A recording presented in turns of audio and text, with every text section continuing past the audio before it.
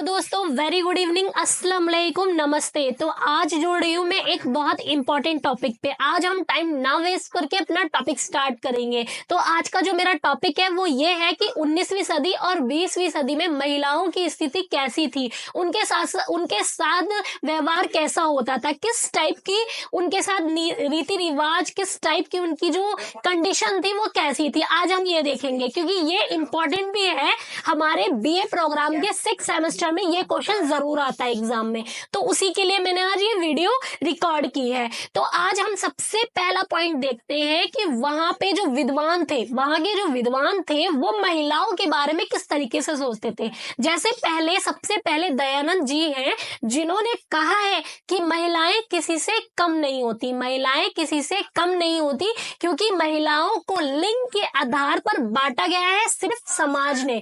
उनको ये नहीं है कि पुरुष में ज्यादा ताकत होती है, पुरुष में ज्यादा माइंड होता है या महिलाओं में कम माइंड होता है, ऐसा कुछ नहीं होता। इक्वालिटी, दोनों इक्वल होते हैं। बट बात ये आ जाती है कि हमारे समाज ने उस इक्वालिटी को खत्म कर दिया। उस इक्वालिटी को खत्म करके हमारे समाज में ऐसे कंडीशन को पैदा किया है जिस हिसाब से लोग ये समझने लगे हैं कि महिलाएं कमजोर होती है और पुरुष के अंदर ज्यादा माइंड होता है या ज्यादा पावर होती है। ऐसा समझते थे उस टाइम पर 19वीं सदी में। दयानंद जी कहते हैं कि ऐसा नहीं है।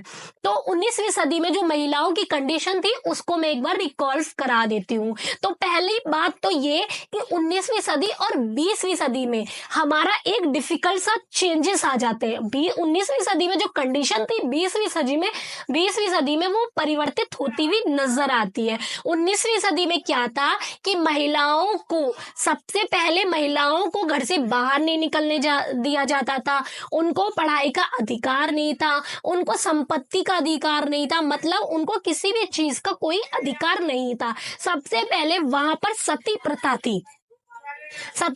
थी, बाल विवाह थे, छूछात थी। सबसे बड़ी प्रॉब्लम थी सती प्रथा। वो क्या था कि अगर एक मतलब महिला की शादी पुरुष से हो रही है, अगर उसका पति मर जाता है तो महिला को भी उसके साथ ही अंतिम संस्कार उसको कर दिया जाता था। मतलब पति अगर मर जाता है तो महिला को भी उसके साथ ही जला दिया जाता था। ऐसा रूल था 19वीं सदी में। और अकॉर्डिंग धीरे धीरे जब चलती रहती है चीजें, 19वीं सदी में पहले समझ सती प्रथा, इसको थोड़ा सा ये है कि ज्यादातर लोगों ने बात एक्सप्लेन किया है, बट मैं ज्यादा एक्सप्लेन ना करके बस ये बोलूंगी कि सती प्रथा इसलिए की गई थी कि पति जो होता है वो ज्यादा पावर का हो रहा है और पत्नी जो होती है वो नौकरानी होती है, इसलिए ये प्रथा रखी गई थी। अगर पति मर जाता है तो महिलाओं को, मतलब उसकी पत्नी को भी उसके साथ ही मार दिया जाएगा, उसके साथ ही जला दिया जाएगा। ये था। दूसरा पॉइंट था हमारा बाल विवाह। उस टाइम 19वीं सदी में क्या था कि बाल विवाह हो जाता था, मतलब बच्चे, महिलाएं जो होती थी बहुत कम एज की होती थी, उनके अंदर ना तो सोचने समझने की पावर होती थी ना कुछ होता था। मतलब ये समझ लो कि 10 साल की उम्र में उन महिलाओं की शादी कर दी जाती थी, उन लड़कियों की शादी कर जाती थी। उस टाइम में जब बच्चा पढ़ना लिखना सीखता है या काम करना सीखता है, आगे उसका माइंड थोड़ा विकसित होने लगता है, उस टाइम पर उस बच्ची की शादी कर दी जाती है। और यहाँ तक बात यहीं तक नहीं रुकती है, उसके आगे ये था कि उस टाइम महिलाओं के ऊपर ही सारी जिम्मेदारी थी। मतलब अगर शादी लड़की की हो जाती है तो वहां का जो सारा कार्यकाल है वो लड़की ही संभालेगी, ऐसी वहां की कंडीशन थी। पति उनको नौकरानी के रूप में देखते थे, मतलब ये सिर्फ नौकरानी है, ये सिर्फ हमारे काम का साधन है, ऐसा वहां के लोग मानते थे। एक पॉइंट तो यही हो गया कि नौकरानी समझा जाता था। दूसरा पॉइंट ये आता है कि सबसे इंपॉर्टेंट 19वीं सदी में पति प्रथा थी। इसका मतलब होता है कि महिलाओं को किसी भी संपत्ति में कोई अधिकार नहीं था। पिता प्लस पति प्रथा, इसका मतलब था कि महिलाओं को किसी संपत्ति में अधिकार नहीं है। मतलब अगर बेटी है तो पहले पिता का अधिकार है, संपत्ति पर पिता का अधिकार है या भाई का अधिकार है। अगर उसकी शादी हो जाती है उसके बाद पति, संपत्ति जितनी भी प्रॉपर्टी होती है उस पर पति का अधिकार होता है। अगर पति की डेथ हो जाती है, कुछ कंडीशन आ जाती है, तो उसके बाद होता है उसके बेटे का अधिकार होता है। अगर बेटे की भी डेथ हो जाती है तो उसके बाद क्या होता है, चचा चाचा या कजन जो ब्रदर्स होते हैं उनकी वो होती है, उनका हिस्सा आता है। कहने का मतलब ये है कि उस टाइम सिर्फ पुरुषों को समानता थी, सिर्फ पुरुषों को इतनी आजादी थी कि वो सारी चीज कर सकते थे, हर चीज में पार्टिसिपेट करना सिर्फ पुरुषों के लिए था, ऐसा वहां के लोग माना करते थे। ऐसा नहीं है कि महिलाएं लिंग से ही कमजोर होती हैं, ऐसा इसलिए है कि हमारे समाज ने ऐसी कंडीशन को उजारा है, ऐसी कंडीशन को आगे बढ़ाया है कि लोग उसी कंडीशन को फॉलो करने लगे हैं, उसी चीज को मतलब मानने लगे हैं। पहला पॉइंट हो गया सती प्रथा, दूसरा पॉइंट हो गया बाल विवाह। अब थर्ड पॉइंट की मैं बात करती हूँ जिसमें आता है कि महिलाओं को उस टाइम शिक्षा का अधिकार था? नहीं, महिलाओं को उस टाइम शिक्षा का भी अधिकार नहीं था। शिक्षा तो छोड़ो, मतलब घर से बाहर निकलने का भी अधिकार नहीं था। उस टाइम सबसे महत्वपूर्ण भूमिका निभाती है फातिमा शेख और सावित्री बाई।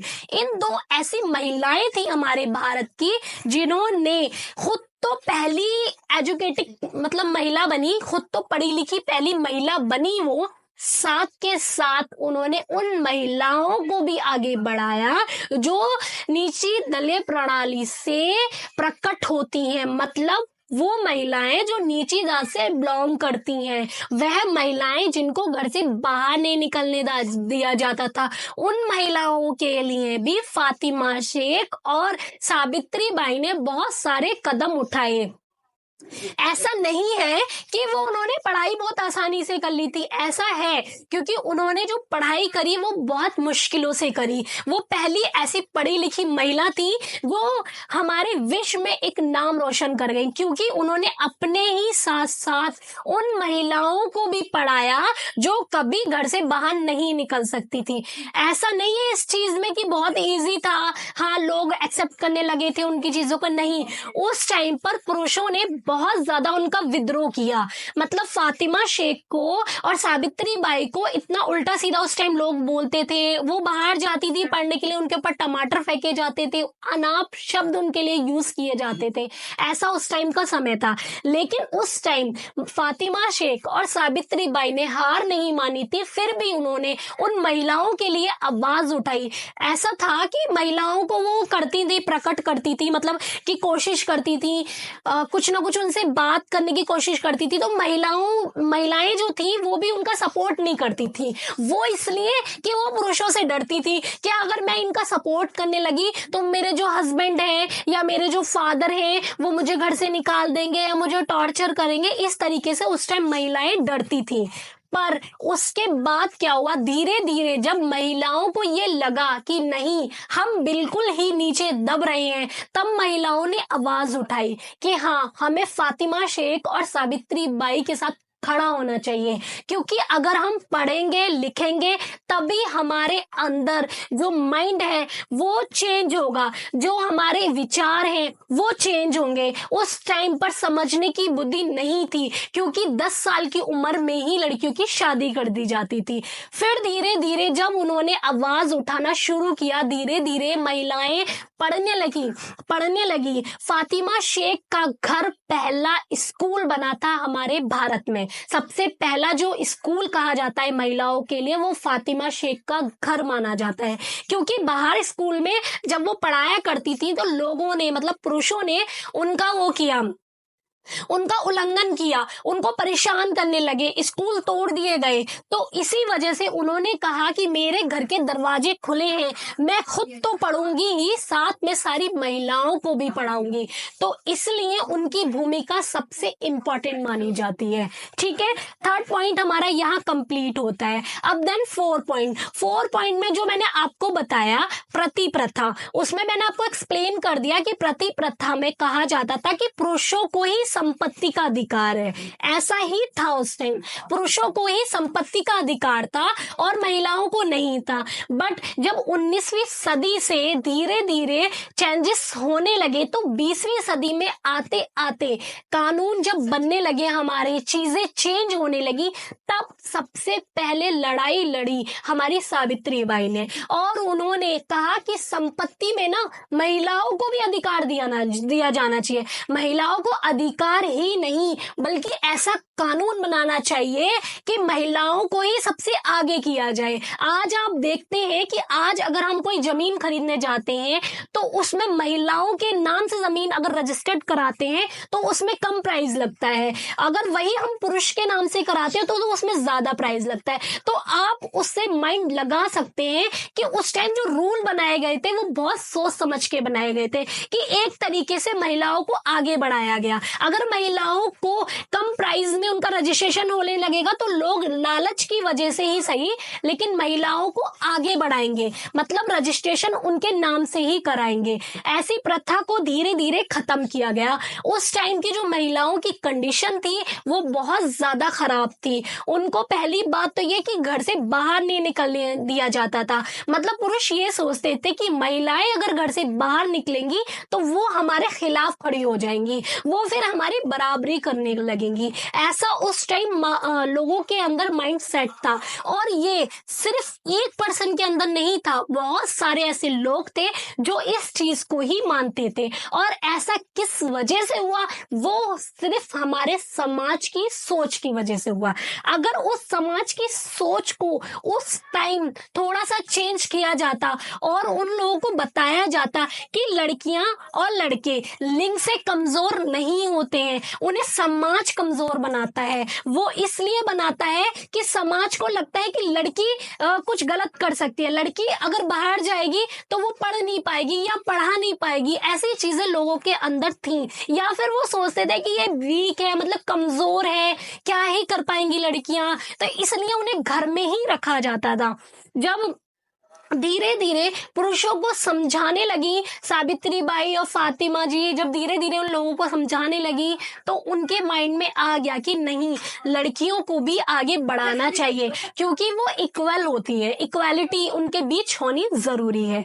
तो उसके आगे जो हमारा पॉइंट आता है 20वीं सदी में, धीरे धीरे 20वीं सदी में आते आते महिलाओं की कंडीशन बिल्कुल ठीक सी होने लगी और उनको धीरे, ऐसा नहीं है कि पूरी तरीके से ठीक हो गई थी, धीरे धीरे उनके बीच जो डिफरेंट थे उसे कर दिया गया, कंप्लीट मतलब पूरा कर दिया गया। तो दोस्तों मैंने बस, मेरा जो क्वेश्चन था वो यही था कि 19वीं सदी और 20वीं सदी में जो महिलाओं की स्थिति थी वो कैसी थी। और आज जो हमारा बीए प्रोग्राम का सेमेस्टर 6 है उसमें यही क्वेश्चन आने वाला है एग्जाम में कि उस टाइम महिलाओं की जो स्थिति थी क्या थी। तो मैंने अपनी इजी लैंग्वेज में आप लोगों को समझा दिया और उम्मीद है कि आप इस क्वेश्चन को बहुत अच्छे से एक्सप्लेन करके लिख सकते हैं। ओके दोस्तों, जय हिंद।